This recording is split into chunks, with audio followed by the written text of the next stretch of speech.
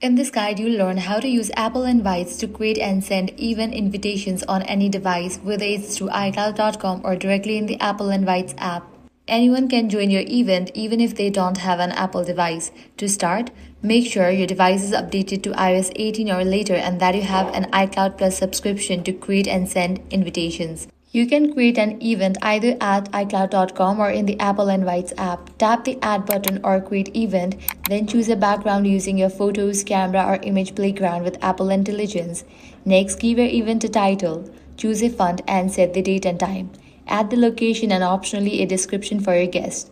Once the basic details are set, you can create a shared album so everyone attending can exchange photos and videos, and even create a collaborative Apple Music playlist for your event.